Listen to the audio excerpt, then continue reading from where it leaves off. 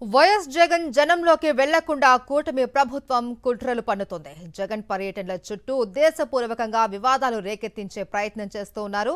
రాప్తాడు నుంచి నేటి పల్నాడు పర్యటన వరకు ప్రతి దాన్ని రాజకీయం చేస్తోంది టీడీపీ. జగన్కు ఉన్న జనాభిమానాన్ని తట్టుకోలేకపోతోంది కూటమి సర్కార్.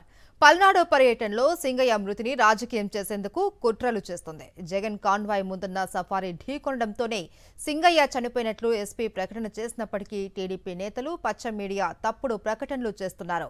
4 రోజుల తర్వాత కొత్త వీడియోను తెరపైకి తెచ్చి నిజమని నమ్మించేలా టీడీపీ ఎల్లో మీడియా ప్రయత్నిస్తోంది. తన వాహనం ఢీకొంటే జగన్ నిజంగా పట్టించుకోకుండా వెళ్లిపోతారా? ఇటీవల విజయవాడలో ఓ ప్రమాదంలో గాయపడ్డ యువతిని దగ్గరుండి ఓ ఎమ్మెల్సీని ఇచ్చి మరీ జగన్ ఆసుపత్రికి పంపించలేదా?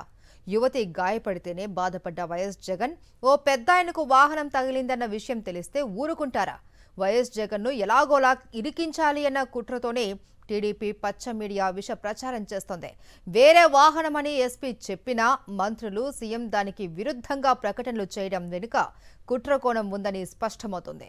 వైఎస్ జగన్ పర్యటనలకు వస్తున్న జనస్పందనతో టీడీపీకి వణుకు పుడుతోంది.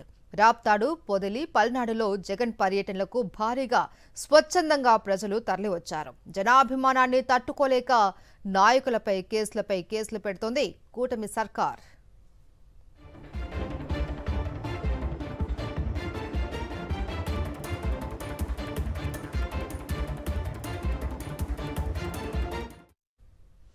వైఎస్ జగన్ పర్యటనలకే కాదు, ఆయన ఇంటి దగ్గర కూడా సెక్యూరిటీని గాలికి వదిలేసింది కూటమి సర్కార్.